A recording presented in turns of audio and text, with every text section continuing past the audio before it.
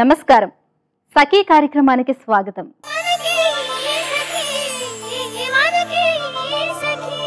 సఖులు, గడిచిన 20 ఏళ్ల కాలంలో మహిళల జీవితంలో చాలా మార్పులు వచ్చాయి. మహిళలు కూడా దేశ పురోగతిలో తమ వంతు పాత్రను పోషిస్తున్నారు. వ్యవసాయం నుంచి మొదలుపెట్టి అంతరిక్షం దాకా మహిళలు చేస్తున్న కృషి ఎంతో ఉంది.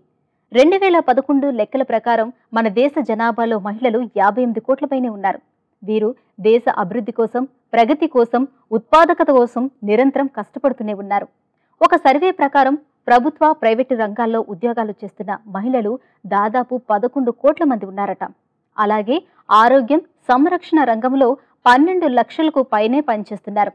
ఒక్క పాల ఉత్పత్తిలో దాదాపు 1.5 కోటి మంది ఉన్నారట. ముందైతే ఈ కార్యక్రమం చూడండి, ఆ తర్వాత మిగతా విషయాలు మాట్లాడుకుందాం.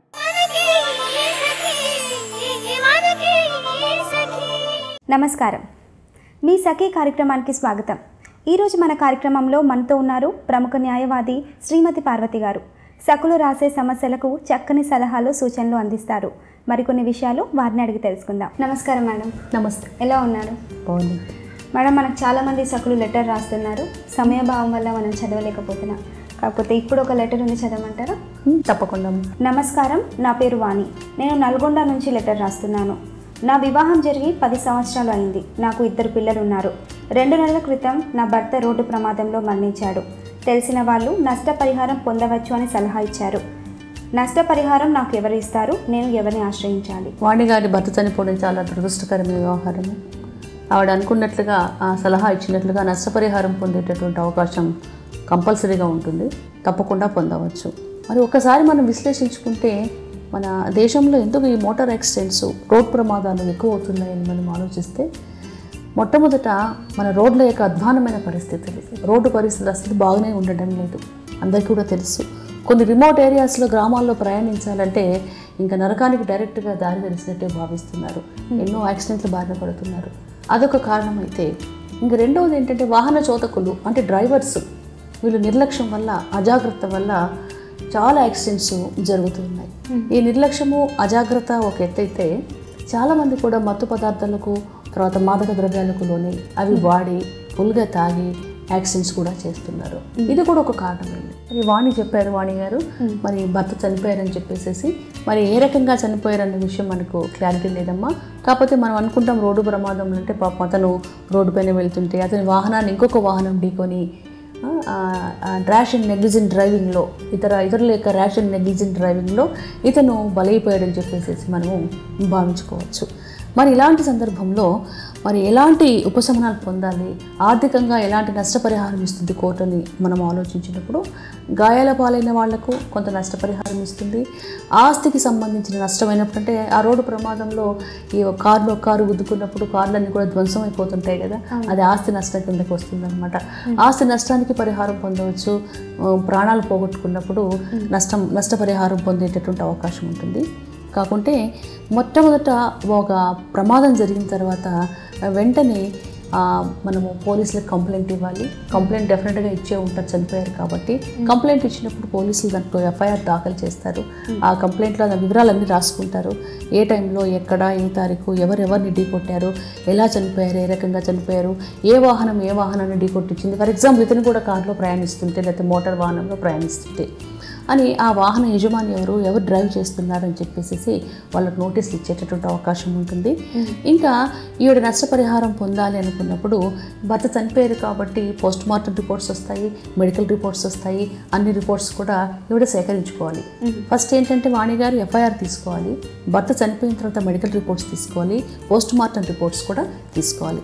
ఇంకా తీసుకున్న తర్వాత మరి ఒక వ్యక్తి మరణించినప్పుడు ఆ కుటుంబ సభ్యులకు ఎవరెవరు నష్టపరిహారాన్ని తీసుకునేటటువంటి అవకాశం ఉంటుందంటే, మరణించిన తర్వాత ఇమ్మీడియట్గా కుటుంబ సభ్యులు ఉంటారు కదమ్మా. అతను మరణించారు కాబట్టి భార్య, అతనికి తల్లి ఉంటే తల్లి, వీళ్ళ సంతానం ఉన్నారని చెప్తున్నారు సంతానము, వీళ్ళందరూ కూడా కోర్టును ఆశ్రయించి నష్టపరిహారం పొందేటటువంటి అవకాశం ఉంటుంది. కాకపోతే వీళ్ళు జిల్లా కోర్టును ఆశ్రయించాలి. ఈ మోటారు వాహనాల చట్టాలకు సంబంధించి ఈ క్లెయిమ్స్కు అంటే నష్టపరిహారం ఇచ్చేటటువంటి వాటిని మనం ట్రిబ్యునల్స్ అని చెప్పేసి అంటామన్నమాట. ఇవి జిల్లా కోర్టులతో సమానమైనటువంటి కోర్టులు. అక్కడ ఒక ప్రింటెడ్ ఫార్మేట్ ఉంటుంది. ఆ ప్రింటెడ్ ఫార్మేట్ ఫిలప్ చేసి ఈవిడ సేకరించినటువంటి డీటెయిల్స్ అంటే మనం చెప్పుకున్నటువంటి ఎఫ్ఐఆర్, మనం చెప్పుకున్నటువంటి మెడికల్ రిపోర్ట్స్, అట్లాగే పోస్ట్ మార్టం రిపోర్టు, అట్లాగే వీళ్ళు అతనికి వారసులు అని చెప్పేసి వారసత్వ ధృవీకరణ, లీగల్ హెయిర్ సర్టిఫికేట్స్ ఉంటాయి. ఇవి కూడా అంటే చనిపోయిన వ్యక్తికి వీళ్ళు వారసులు, వీళ్ళు కుటుంబ సభ్యులు అని చెప్పేసి లీగల్ హెయిర్ సర్టిఫికేట్స్ ఇవన్నీ అటాచ్ చేసి కొంత ఫీజు కట్టి కోర్టులో కేసు దాఖలు చేయాలి. ఎస్, మరి కోర్టును ఆశ్రయించి నష్టపరిహారాన్ని పొందుతున్నారు అని అనుకున్నాం కదా. మరి ఎవరి నుండి మనం నష్టపరిహారం పొందాలి? ఇక్కడ నష్టపరిహారం ఇచ్చేటటువంటి వ్యక్తులు ఎవరి నుంచి క్లెయిమ్ చేయాలంటే ఇక్కడ పార్టీలుగా మనం ఎవరిని చేయాలి? డ్రైవర్ను పార్టీ చేయాలి, ఆ వెహికల్ ఓనర్ని పార్టీ చేయాలి, అట్లాగే ఇన్సూరెన్స్ కంపెనీని పార్టీ చేయాలి. దీన్ని మనం థర్డ్ పార్టీ ఇన్సూరెన్స్ అని చెప్పేసి మనం జనరల్ పరిభాషలో మనం అనుకుంటూ ఉంటాం అనమాట. ఎందుకంటే ప్రతి ఒక్క వెహికల్ కూడా ఒక ఇన్సూరెన్స్ కంపెనీలో వాటికి ఇన్సూరెన్స్ కట్టి ఉంటారు, ఇన్సూర్ చేసి ఉంటారు వెహికల్ అనమాట. కాబట్టి ఈ ముగ్గురిని పార్టీలుగా చేసి కోర్టును ఆశ్రయించినప్పుడు ఇవన్నీ కూడా బేస్ చేసుకొని ఆ కోర్టు వారు మరి ఆ వ్యక్తి చనిపోయిన వ్యక్తి యొక్క వయసు ఎంత, ఇక్కడ ఏంటంటే మరి నష్టపరిహారము నిర్ణయించాలనుకున్నప్పుడు వాళ్ళ కొన్ని పారామీటర్స్ ఉంటాయన్నమాట. ఈ వ్యక్తి వయసు ఎంత, సపోజ్ ఒక వ్యక్తి ఎంతకాలం మన భారతదేశంలో ఎంతకాలం జీవించగలడు, మన సరాసరి ఆయు ప్రమాణం ఎంత అన్న విషయాన్ని కన్సిడర్ చేస్తారు. ఆ చనిపోయేటటువంటి వ్యక్తి ఏ వృత్తి చేసేవాడు, ఏ వ్యాపారం చేసేవాడు, ఏ ఉద్యోగం చేసేవాడు, నెలసరి ఆదాయం ఎంత ఉండేది, ఇతనికి ఇంకా జీవన కాలం ఒక 20 years ఉందనుకోండి, ఈ 20 yearsలో ఇతని ఎర్నింగ్ కెపాసిటీస్ ఎంత ఉండేవి, ఇవి ఎంత సంపాదించేటటువంటి వాడు అని ఇవన్నీ కూడా క్యాలిక్యులేట్ చేస్తారనమాట. నష్టపరిహారాన్ని నిర్ణయించేటప్పుడు క్యాలిక్యులేట్ చేసి దాన్ని అనుసరించి వీళ్ళకు సరిపడా నష్టపరిహారాన్ని చెల్లించేటటువంటి అవకాశం ఉంటుంది. మేడం, కొన్ని కేసెస్లో తక్షణ వైద్య సహాయం అందక చనిపోతున్నారు. డాక్టర్స్ కూడా ఇట్లాంటి వాటిలో కొంచెం నిరాకరిస్తున్నారు. దీనికి సంబంధించి గైడ్ లైన్స్ ఏమైనా ఉన్నాయా? ఓకే, దీనికి సంబంధించి గైడ్ లైన్స్ ఉన్నాయండి. ఎందుకంటే చాలా సందర్భాల్లో మనం చూసినప్పుడు రోడ్డు ప్రమాదాలు జరిగినప్పుడు అవి చాలా పీక్ అవర్స్ అనమాట. 1 hour లోపల హాస్పిటల్కి వెళ్తే బతికేటటువంటి ఛాన్సెస్ ఉంటాయి వాళ్ళకు. మనము ఒకప్పుడు మనకు ఈ 108 సిస్టమ్ లేదు. 108 సిస్టమ్ ఉన్నా కూడా కొంత లేట్ అవుతుంది ఇటీవల కాలంలో మనం గమనిస్తే.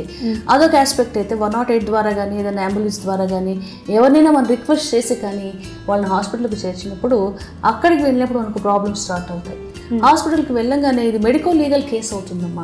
మెడికో లీగల్ కేసు అవుతుంది కాబట్టి సాధారణంగా వైద్యులందరూ కూడా చికిత్స అందించడానికి నిరాకరిస్తున్నారు, ఎస్పెషల్లీ ప్రైవేట్ హాస్పిటల్స్కు వెళ్ళినప్పుడు. మరి అట్లాగే గవర్నమెంట్ హాస్పిటల్కి పాపము మనము హడావుడిగా గవర్నమెంట్ హాస్పిటల్కి తీసుకెళ్ళినప్పటికీ కూడా అక్కడ గవర్నమెంట్ డాక్టర్స్ కూడా కొన్ని సందర్భాల్లో లేట్ చేస్తున్నారు. ఎందుకంటే మెడికో లీగల్ కేసు అవుతుంది కాబట్టి వాళ్ళు పోలీస్ స్టేషన్కి ఇన్ఫర్మేషన్ ఇవ్వాలి, పోలీసులు రావాలి, డీటెయిల్స్ నోట్ చేసుకోవాలి, ఎఫ్ఐఆర్ అవ్వాలి, తర్వాతనే వాళ్ళు ట్రీట్మెంట్కు ఉపయుక్తులు అవుతున్నారనమాట. కాబట్టి ఇలాంటి పరిస్థితులు ఉండకుండా ఎవరైనా సరే యాక్సిడెంట్లో చిక్కుకొని వాళ్ళు హాస్పిటల్కి వచ్చినప్పుడు ప్రైవేటు వైద్యాధికారులు కానీ ప్రైవేట్ కానీ గవర్నమెంట్ వాళ్ళు కానీ వెంటనే తక్షణం చికిత్స అందించాలని చెప్పేసి మనం సాక్షాత్తు సుప్రీంకోర్టు వాళ్ళే మనకు గైడ్లైన్స్ జారీ చేశారు. డాక్టర్ల డ్యూటీ వాళ్ళకు ఉండేటటువంటి ప్రైమరీ డ్యూటీ ఏంటంటే ఒక రోగి రాగానే వెంటనే చికిత్స బిగిన్ చేయాలి. ఆ చికిత్స అనేది చాలా ఎంతో మంచి అత్యుత్తమైనటువంటి విధానము, ఉత్కృష్టమైన విధానము. వారిని ఏ క్రిమినల్ ప్రొసీజర్ కోర్టులు, ఏ ఐపీసీలు ఏవి కూడా వాళ్ళకి అడ్డంకి కాదు. వాళ్ళ ప్రైమరీ డ్యూటీ, వాళ్ళ మంచి డ్యూటీ వాళ్ళు చేయాలని చెప్పేసి సుప్రీంకోర్టు వాళ్ళు చెప్పారు. అంతేకాకుండా మరి మన గవర్నమెంట్ హాస్పిటల్స్లో అయితే ఆ పోలీసులు వచ్చి వాళ్ళందరూ మీనమేషాలు లెక్క పెట్టేంతవరకు ఆగకండి. మీ హాస్పిటల్కి సంబంధించి ఒక డ్యూటీ కానిస్టేబుల్ ఉంటారు. జస్ట్ ఆ డ్యూటీ కానిస్టేబుల్కి వచ్చిన వ్యక్తి, అడ్మిట్ అయిన రోగి యొక్క ఆ ప్రమాదంలో ఉండేటటువంటి వ్యక్తి యొక్క పేరు, వయసు, వివరాలు చెప్పేసేయండి. ఆ కానిస్టేబుల్ నోట్ చేసుకుంటారు. మీరు చేసే డ్యూటీ మీరు చేయండి అని కూడా సుప్రీంకోర్టు వాళ్ళు గైడ్లైన్స్ ఇచ్చారు. కాబట్టి కొన్ని చోట్ల వెంటనే తక్షణ చికిత్స అందుతుంది. కాబట్టి ఇలాంటి కేసెస్లో మనము మానవీయ దృక్పథంతో ఆలోచించాలన్నమాట. తక్షణ వైద్య సౌకర్యం అందినప్పుడు, సహాయం అందినప్పుడు చాలా కేసెస్లో బ్రతికినటువంటి సంఘటనలు కూడా మనము చూసాము. కాబట్టి వైద్యులందరూ కూడా ఈ యాక్సిడెంట్ కేసులు రాగానే ముందు వాళ్లకు ప్రథమ చికిత్స అనేది చేయాలి. మేడం, మరి వాణి గారు అడిగిన సమస్యకు చక్కని సలహాలు అందించారు. ధన్యవాదాలు. మన దేశంలో మహిళలు ఎక్కువ మంది పనిచేస్తున్నది వ్యవసాయ రంగంలోనే. ఒక అంచనా ప్రకారం దాదాపు 7 కోట్ల మందికి పైగానే వ్యవసాయ రంగంలో మహిళలు పనిచేస్తున్నారు. అంతేకాదు 79% పొలం పనులు మహిళల చేతుల మీదుగానే సాగుతున్నాయి. పాల ఉత్పత్తుల సేకరణలోనూ 93% మంది మహిళలే భాగస్వామ్యులుగా ఉన్నారు. ఇలా ప్రత్యక్షంగా పరోక్షంగా వ్యవసాయ రంగంలో అనేక మంది మహిళలు ప్రధాన భూమిక పోషిస్తున్నారు.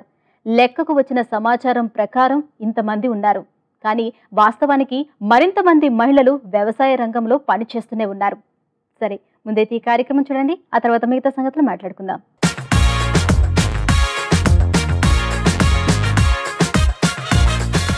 నమస్కారం. వంటల సందడి కార్యక్రమానికి స్వాగతం. నోరూరించే రుచికరమైన వంటకాలని మీకు పరిచయం చేస్తున్న మీ వంటల సందడి ఈ రోజు కూడా సరికొత్త రుచిని మీకు పరిచయం చేయడానికి సిద్ధంగా ఉందండి. మరి ఈ రోజు మనతో లత గారు ఉన్నారు. లత గారు ఈ రోజు మనకు పరిచయం చేయబోయే వంట ఏంటో ఆవిడని అడిగి తెలుసుకుందాం. నమస్కారం లత గారు. నమస్కారం అండి. లత గారు ఎక్కడి నుంచి వచ్చారండి? నేను పూగడ నుంచి వచ్చాను. ఏం చేస్తుంటారు? స్టిచ్చింగ్ చేస్తానండి. మరి ఈ రోజు మా సకులకు మీరు పరిచయం చేయబోయే వంట ఏంటి? రోజు ఆలు స్వీట్ పూరి అండి. ఆలు స్వీట్ పూరి. మరి దానికి కావాల్సిన పదార్థాలు ఏంటో చెప్తారా? చెప్తా అండి. ఓకే. మైదా, షుగర్ పౌడర్, రవ్వ, ఆయిల్, నెయ్యి, ఆలు, పాలు, ఇలాచీ పౌడర్, సోడా, క్యారెట్ తురుము. లత గారు, ఆలు స్వీట్ పూరి తయారు చేసుకోవడానికి కావాల్సిన పదార్థాలు ఏంటో చెప్పారు కదా, మరి ఎలా తయారు చేయాలి? బౌల్ తీసుకుందామా అండి? ఫస్ట్ బౌల్ తీసుకోవాలా? దేనికి? ఇవన్నీ మైదా అవన్నీ కలిపి పెట్టుకోవడానికి. కలిపి పెట్టిన తర్వాత నెక్స్ట్ డీప్ ఫ్రై కోసం ఆయిల్ వేడి చేసుకుందామండి. ఓకే. సో అన్ని కలుపుకోవాలి. అందుకంటే ముందు డీప్ ఫ్రై ఆయిల్ పెట్టేసి ఆయిల్ హీట్ అయ్యేంత లోపు మనకు అది రెడీ అయిపోద్ది. నేను పెట్టేస్తా అయితే deep fry oil. Deep fry oil వేద్దాం అందులో.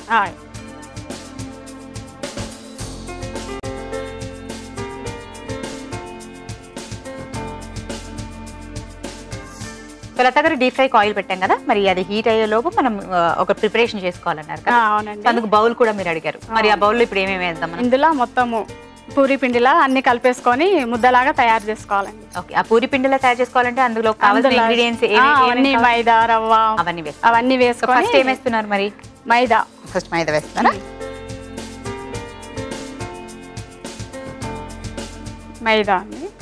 మైదా ఫస్ట్ మైదా వేస్తున్నారా? ఓకే. తర్వాత షుగర్ పౌడర్. ఓకే. తర్వాత రవ్వ. ఏం రవ్వ అది? గోధుమ రవ్వ. ఆలు. దీనికి సరిపోను ఆలు. ఓకే. ఎక్కువైంది. సో కొంచెం ఆలు సరిపోతుందా? కొద్దిగా ఆలు. ఆలు అది ఉడికించిన ఆలు అండి. ఓకే. ఉడికించి దాన్ని తొక్క తీసేసి. క్యారెట్ తురుము అండి. ఓకే.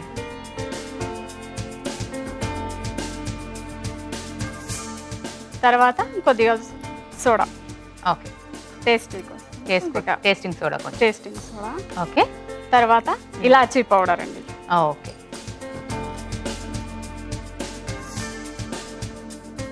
ఇదంతా తర్వాత కొద్దిగా నెయ్యి. అందులో నెయ్యి కూడా కొద్దిగా. ఓకే. సో ఇప్పుడు పూరి పిండిలా తడుపుకోవాలన్నారు కదా? అవునండి. ఇది మొత్తం మిక్స్ చేసిన తర్వాత ఒకవేళ సరిపోకపోతే పాలు యాడ్ చేసుకొని పాలతోటి తడుపుకోవాలండి. సో ఇప్పుడు మీరు వేసిన ఆలు సరిపోదు అనుకుంటా కదా? కొంచెం సరిపోదు, కొద్దిగా పడుతుంది. పాలన్నీ యాడ్ చేసుకుందాం. పాలు వేసుకొని తడుపుకోవాలి. అంటే ఇదంతా ఇప్పుడు మనం ఒక పూరి పిండి, చపాతీ పిండి సేమ్ అలాగే తడిపెట్టేసుకోవాలి. సేమ్. ఓకే. సో అది మనం అనుకున్నట్టుగానే పూరి పిండి, చపాతీ పిండి ఎలా తడుపుకోవాలో అలా కన్సిస్టెన్సీ వచ్చేసింది కదా? సో ఇప్పుడు అది ఇంట్లో అయితే గంట సేపు నానబెట్టుకోవాలి. ఇంట్లో అయితే గంట నానబెట్టాలి. మనకి ఇప్పుడు అంత టైం లేదు. మనకి ఆయిల్ కూడా హీట్ అయింది కాబట్టి మనం ఇప్పుడు వాటిని ఏంటి పూరిలా కాల్చాలి. పూరిలా చేద్దామా? పూరి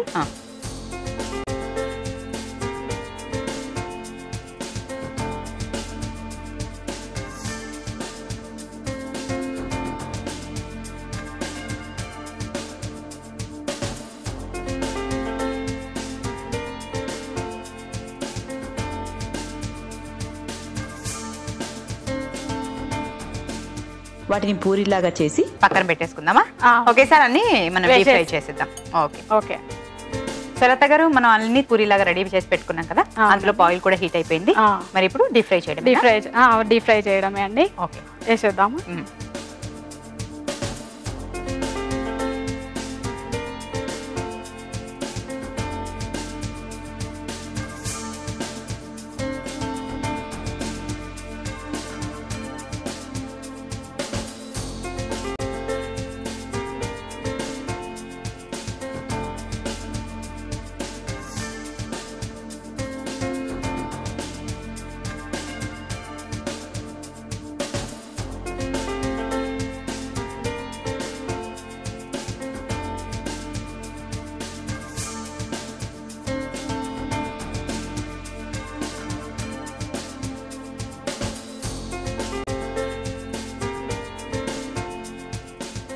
ఆలు స్వీట్ పూరి రెడీ అయిందండి. సర్వింగ్ ప్లేట్లోకి తీసుకుందాం. ఓకే, ఇదిగోండి సర్వింగ్ ప్లేట్. ఓకే,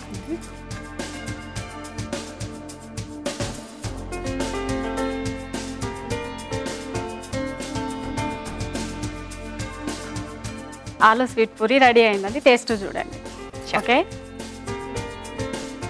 సో ఆలు స్వీట్ పూరి రెడీగా ఉందండి. మరి ఆలు స్వీట్ పూరి టేస్ట్ చేసే ముందు దీనికి కావాల్సిన పదార్థాలు ఏంటో, ఇది ఎలా తయారు చేస్తారో మరోసారి చెప్తున్నాను, నోట్ చేసుకోండి. ఆలు స్వీట్ పూరి తయారు చేసుకోవడం కావాల్సిన పదార్థాలు: గోధుమ రవ్వ, మైదా, షుగర్ పౌడర్, నెయ్యి, ఆలు, ఇలాచీ పౌడర్, పాలు, క్యారెట్ తురుము, సోడా, ఆయిల్. ఆలు స్వీట్ పూరి తయారు చేసుకునే విధానం: ముందుగా స్టవ్ వెలిగించుకొని డీప్ ఫ్రై కి ఆయిల్ పెట్టుకోవాలి. ఇప్పుడు ఒక బౌల్ తీసుకొని అందులో మైదా, షుగర్ పౌడర్, గోధుమ రవ్వ, ఉడికించిన ఆలు, క్యారెట్ తురుము, సోడా, ఇలాచీ పౌడర్, నెయ్యి వేసి అందులో కొన్ని పాలు కూడా పోసి పూరి పిండిలాగా తడిపి పక్కన పెట్టుకోవాలి. ఇప్పుడు మనం నానబెట్టిన పిండిలోంచి కొంచెం కొంచెం ముద్ద తీసుకొని వాటిని పూరిలాగా రెడీ చేసి పక్కన పెట్టుకోవాలి. ఆయిల్ లో డీప్ ఫ్రై చేసుకొని సర్వింగ్ ప్లేట్ లోకి తీసుకుంటే సరి. ఆలు స్వీట్ పూరి తినడానికి రెడీ. ఆలు స్వీట్ పూరి తయారు చేసుకోవడం కావాల్సిన పదార్థాలు ఏంటో, ఎలా తయారు చేస్తారో మరోసారి చెప్పాను, నోట్ చేసుకున్నారు కదా.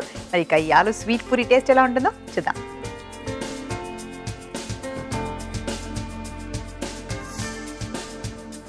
జనరల్గా పూరీస్ అంటే దేంట్లో అయినా నంచుకొని తినవచ్చు, కానీ ఆలు స్వీట్ పూరి ఇలా డైరెక్ట్గా తినేసేయచ్చు అంట. వెరీ వెరీ టేస్టీ, చాలా చాలా టేస్టీగా ఉంది లత గారు.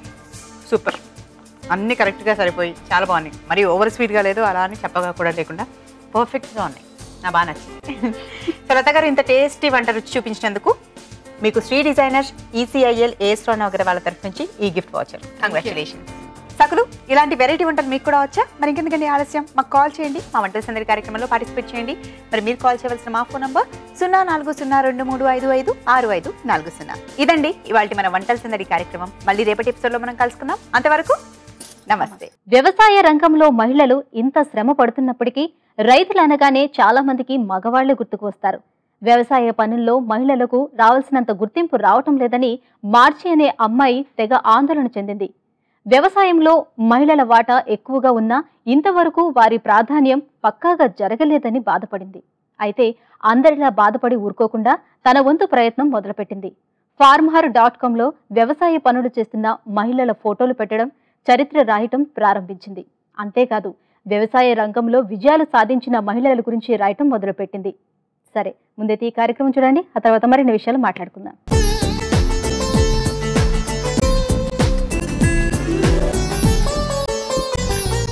నమస్కారం, కళా సౌరభం కార్యక్రమానికి స్వాగతం. సకులు, ఇవాళ మన కార్యక్రమంలో కర్ణాటక సంగీతంలో తనకంటూ ప్రత్యేక స్థానాన్ని సంపాదించుకున్న చంద్రబాను గారు. మరి ఈ రోజు ఆవిడతో కాసేపు ముచ్చటిద్దాం. నమస్కారం చంద్రబాను గారు, ఎలా ఉన్నారండి? బాగున్నానండి. ఓకే, మీ సంగీత ప్రస్థానం గురించి తెలుసుకునే ముందు మీ గురించి మా సకులకు తెలియజేయండి.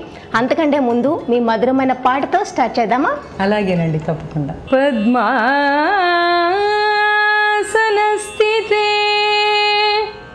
దేవి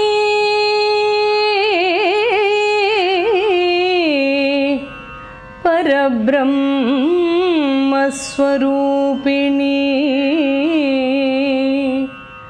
పరమేసి జగన్మాత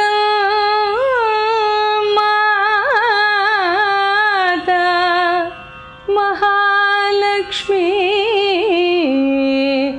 నమోస్తుతే.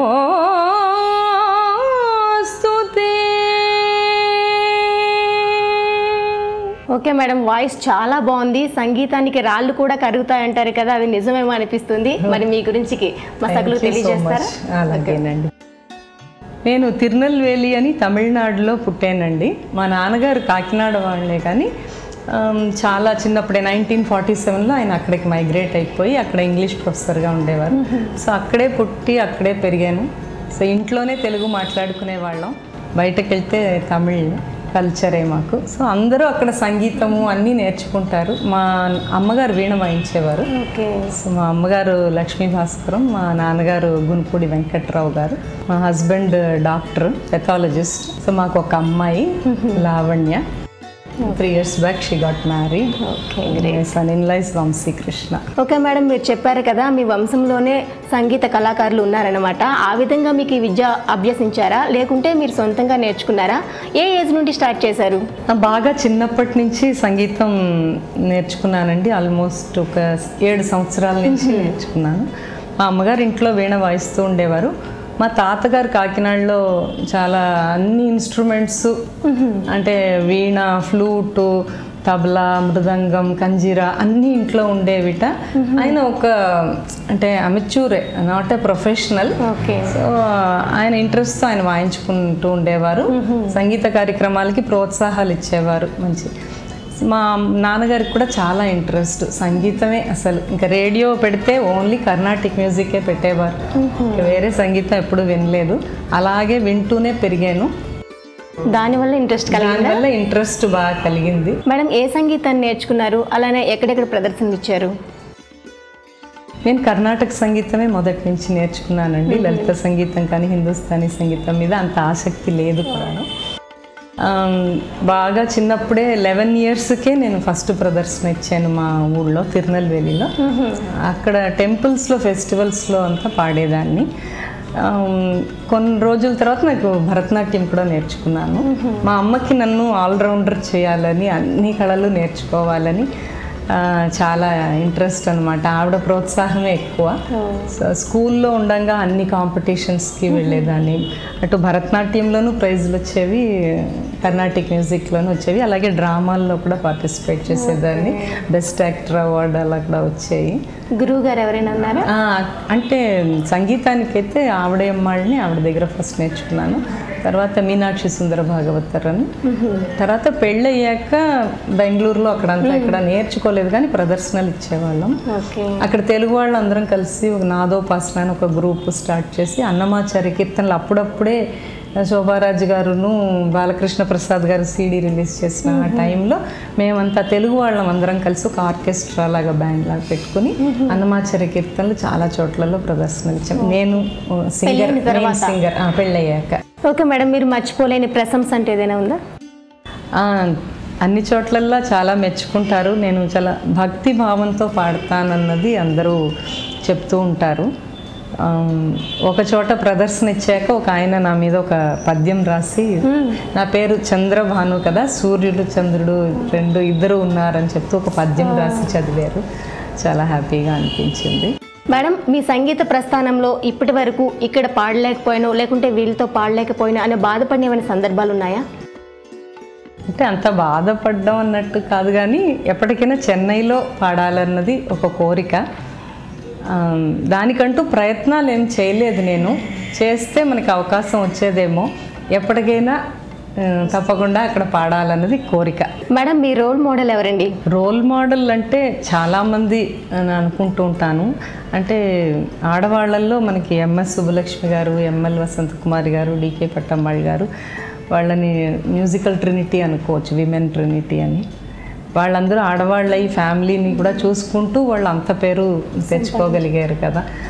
సో ఎంఎస్ సుబ్బలక్ష్మి గారు లాగా భక్తి, ఎంఎల్వి గారిలో మంచి వెరైటీ ఆఫ్ ఇదన్నమాట. ఆవిడ సంగీతంలో ఇమాజినేషన్ బాగా ఎక్కువ ఉంటుంది.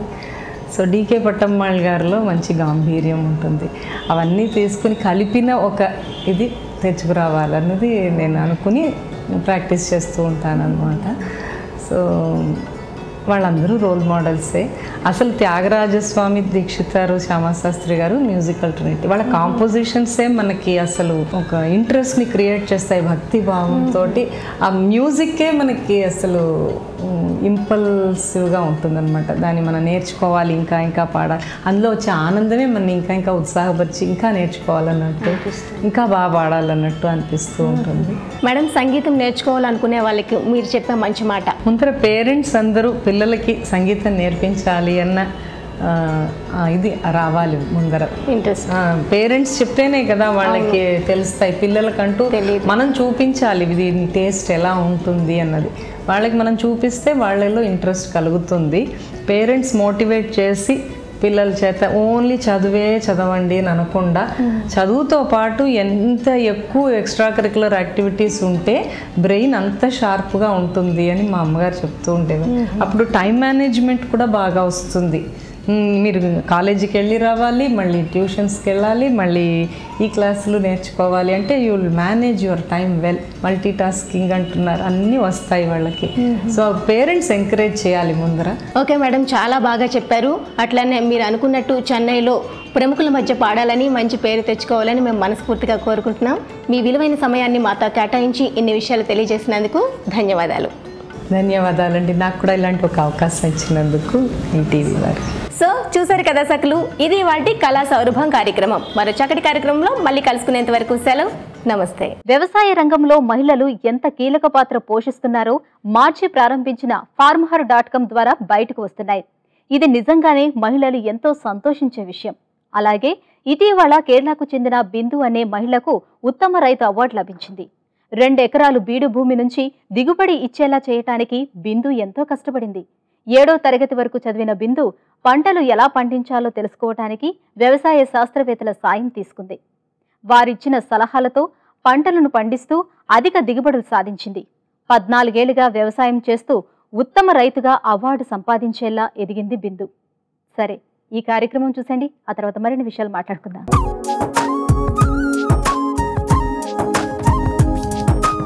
నమస్కారం, చూడండి చేయండి కార్యక్రమానికి స్వాగతం. ఫోమ్ షీట్స్తో డెకరేటివ్ అంబ్రెల్లాస్ని ఎలా తయారు చేసుకోవాలో చూపించడానికి ఈరోజు మనతో ఉన్నారు శ్రీమతి సుప్రియ గారు. మరి ఆవిడని అడిగి దానికి కావాల్సిన వస్తువులేంటో ఎలా తయారు చేసుకోవాలో చూద్దాం. నమస్తే సుప్రియ గారు. నమస్కారం. సో సుప్రియ గారు, మరి చెప్పారు కదా ఫోమ్ షీట్స్తో డెకరేటివ్ అంబ్రెల్లాస్ అని, మరి దానికి కావాల్సిన వస్తువులు ఏంటో చూద్దామా? చెప్తాను. ఓకే.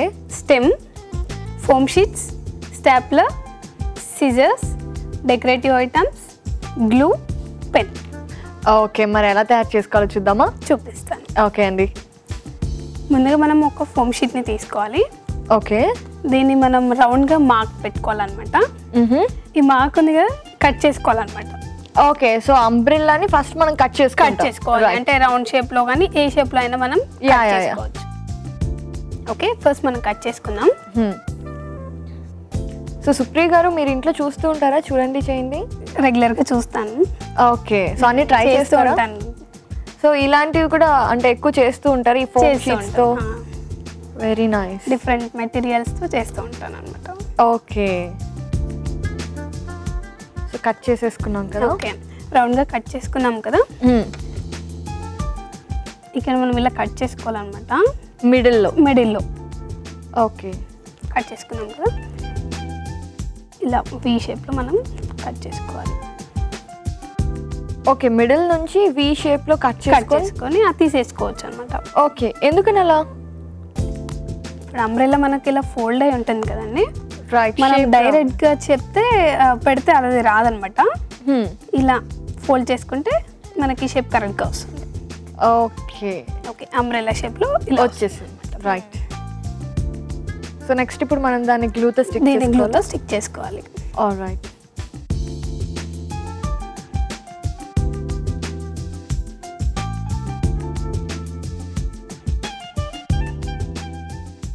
ఇలా స్టిక్ చేసుకోవాలి. సో మనకి అంబ్రెల్లా టాప్ అనేది రెడీ అయిపోయింది, మెయిన్ బేస్. సో ఇది స్టిక్ అవ్వడానికి టైం పడుతుందా? కొంచెం టైం పడుతుంది, అందుకు మనం ఒక స్టాపిల్ చేసుకున్నాము. ఆల్రైట్. సో జనరల్గా ఈ ఫోమ్ షీట్స్ అవన్నీ మనకి ఎక్కడైనా దొరుకుతాయి కదండి? ఎక్కడైనా దొరుకుతాయి. ఓకే. జనరల్గా చిన్నపిల్లలు ఉన్న ఇంట్లో అయితే ఇలాంటివన్నీ చాలా ఎక్కువ యూస్ఫుల్. చాలా యూస్ఫుల్, క్రియేటివిటీ పెరుగుతూ ఉంటుంది కదా. స్టిక్ చేసుకోవడానికి ముందు మనం ఈ స్టెమ్ని ఇలా లోపలికి ఉంచుకోవాలన్నమాట. ఓకే. సో మనం ఏదైతే వి షేప్ తీసేసుకున్నామో దాంట్లోంచి ఒక స్టెమ్ పెట్టుకోవాలి. అది హ్యాండిల్ లాగా. ఓకే. ఇది పైన సపోర్టివ్గా ఉంటుంది అనమాట. దీన్ని ఇలా ట్విస్ట్ చేసుకుంటే సరిపోతుంది. ఓకే, జస్ట్ పైన ఒకసారి ట్విస్ట్ చేసుకొని స్టిక్ చేసుకోవాలి. ఆల్రైట్. ఇలా. రైట్, ఇప్పుడు కంప్లీట్ అంబ్రెల్లా షేప్ వచ్చేసింది. ఇఫ్ యూ వాంట్ మనం స్టాపిల్ చేసుకోవచ్చు, పైన డెకరేషన్ చేసుకోవచ్చు అనమాట, ఇది కనిపించకుండా. రైట్. ఆర్ ఎల్స్ మనం గ్లూతో కూడా స్టిక్ చేసుకోవచ్చు. ఇంకా మనం కావాలంటే పెయింట్స్ వాటితో కూడా ఇంకా డెకరేట్ చేసుకోవచ్చు. ఓకే, అంటే వీటి మీద నిలుస్తుందా పెయింట్ అవసరం లేదు, బట్ డెకరేటివ్ ఐటమ్స్తోనే ఎనఫ్. ఓకే ఓకే, దీన్ని మనం హాఫ్గా ట్విస్ట్ చేసుకోవాలి. ఓకే, ఏదైతే స్టెమ్ని తీసుకున్నామో దాన్ని హాఫ్గా ట్విస్ట్ చేసుకోవాలి. మనకి ఇది అంబ్రెల్లా షేప్లో మనకు ఇలా అనుకోవాలన్నమాట. చాలా బాగుంది. అంటే ఇలా చాలా సింపుల్ కాబట్టి ఇలా ఒక సెట్ లాగా కూడా చేసుకోవచ్చు. మనం చక్కగా ఒక డాల్ పెట్టుకొని. Very nice. ఇప్పుడు మనకు అంబ్రెల్లా షేప్ వచ్చేసింది కదా. అవును, దీన్ని మనం కావాలంటే ఇక్కడ కర్వ్స్గా కూడా కట్ చేసుకోవచ్చు. మనకు అంబ్రెల్లా ఏ షేప్లో కావాలంటే ఆ షేప్లో కట్ చేసుకోవచ్చు. అండ్ దెన్ దీన్ని ఇప్పుడు మనం డెకరేట్ చేసుకుందాం. కుందన్స్ అండ్ స్టార్స్ అలా వీటితో మనం డెకరేట్ చేసుకోవచ్చు. ఓకే అండి. ఇప్పుడు మనం వీటి పైన ఈ ఫోమ్ షీట్తోనే మనం డెకరేట్ కూడా చేసుకోవచ్చు అనమాట. వీటిని అంటే డిఫరెంట్ షేప్స్గా కట్ చేసుకొని దీనిపైన స్టిక్ చేసుకుంటే సరిపోతుంది. ఓకే, ఇప్పుడు నేను దీన్ని డైమండ్ షేప్లో అలా కట్ చేస్తాను. మనకి ఇష్టమున్న షేప్స్లో లీవ్స్ కానీ ఏదైనా దానికి సూటబుల్గా మనం కట్ చేసుకోవచ్చు.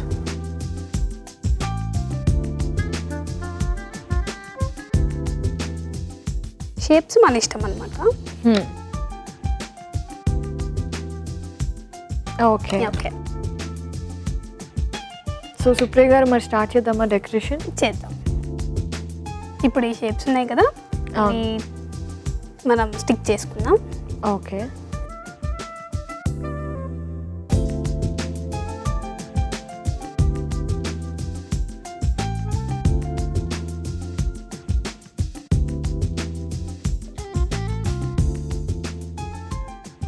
ఇలా అనమాట. దాన్ని మనం కుందన్స్తో డెకరేట్ చేసుకోవాలి.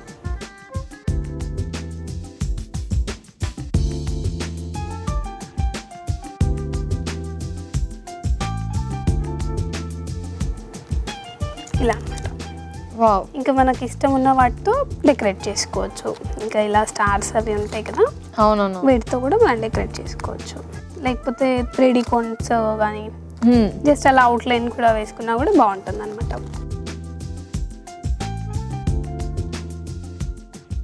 ఇలాగే మనం ఇలాంటి షేప్స్ కుందన్తో కానీ వీటితో అయినా మనం డెకరేట్ చేసుకోవచ్చు. ఓకే, సో అంబ్రెల్లా రెడీ అయిపోయింది. యా, చాలా బాగుందండి సుప్రియ గారు. చాలా క్యూట్గా ఉంది. ఒక ఏదో టాయ్ వరల్డ్ లోంచి తీసుకొచ్చినట్టుంది కదా. సో సుప్రియ గారు మంచి ఇంత అందమైన అంబ్రెల్లా ఒక్కటైతే చూపించారు, మరి ఇంకేమైనా చేశారా మీరు? చేశాను, చూపిస్తాను. ఓకే అండి, తప్పకుండా. ఓకే, నేను ఆల్రెడీ రెడీ చేశాను కదా, నేను అది మీకు చూపిస్తాను, చూడండి. ఓకే అండి. ఓకే, ఇది ఉంది కదండి. ఇప్పుడు మనం ఇక్కడ స్ట్రైట్గా కట్ చేసుకున్నాం కదా నార్మల్గా. లీవ్స్, కుందన్స్, స్టార్స్ ఇలా మన ఇష్టం ఉన్నట్టు మనం డెకరేట్ చేసుకుంటాము. అండ్ దెన్ ఇది కూడా ఫోమ్ షీట్తోనే మనం ఇలా జస్ట్ లీఫ్ లాగా అనమాట. ఇది కూడా చాలా సింపుల్. జస్ట్ మామూలుగా మనం హార్ట్ షేప్లో కట్ చేసుకొని ఇలా స్టిక్ చేసుకుంటే సరిపోతుంది అనమాట. ఓకే, అంతే, చాలా ఈజీగా అయిపోతుంది అనమాట. ఇది ఒక లీఫ్. చాలా బాగుంది సుప్రియ గారు. నిజంగా ఒక మంచి యానిమేషన్ టైప్లో కనిపిస్తున్నాయి కలర్స్ అన్నీ కూడా. It's really nice.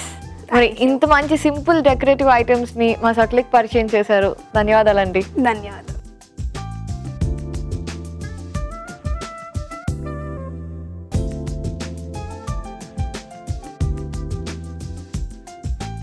సకులు చూశారు కదా ఫోమ్ షీట్స్ డెకరేటివ్ ఐటమ్స్ ని ఎలా తయారు చేసుకోవాలో. ఇది ఇవాల్టి మన చూడండి చేయండి. మళ్ళీ మరో చక్కటి ఎపిసోడ్ లో మళ్ళీ కలుద్దాం. అంతవరకు సెలవు, నమస్తే. 2 ఎకరాల బీడు భూమితో వ్యవసాయం మొదలుపెట్టిన బిందు ఇప్పుడు 22 ఎకరాల భూమికి యజమానురాలైంది. తను ఎదగటంతో పాటు ఎంతో మంది మహిళలకు ఉపాధి చూపిస్తోంది. అంతేకాదు, మధ్యలోనే ఆపేసిన చదువును పూర్తి చేస్తోంది. ఒక్క బిందునే కాదు, ఇలా చాలా మంది వ్యవసాయంలో రాణిస్తున్నారు. అలా దేశ అభివృద్ధికి మహిళలు ఎంతో కృషి చేస్తున్నారు. అయినా మహిళలకు తగిన గుర్తింపు లభించడం లేదు, సరైన హక్కులు ఇవ్వటం లేదు. పైగా వివక్ష మాత్రం పెరుగుతుంది. అలా కాకుండా మహిళలకు కొంచెం ప్రోత్సాహం అందిస్తే అద్భుతమైన విజయాలు సాధిస్తారు. అది శాస్త్ర సాంకేతిక రంగమైనా వ్యవసాయ రంగమైనా సరే. అంతే కదండి? సరే, ఈ కార్యక్రమంపై మీ అభిప్రాయాలను సూచనలను మాకు రాసి పంపించండి. మా చిరునామా Sakhi, ETV, Ramoji film city, Hyderabad 501512. మా ఈమెయిల్ ఐడి saki@etv.co.in. మా ఫోన్ నెంబర్ 04023556540. ఇది ఇవాల్టి సఖీ కార్యక్రమం. రేపటి సఖీ కార్యక్రమంలో మళ్ళీ కలుసుకుందాం. నమస్కారం.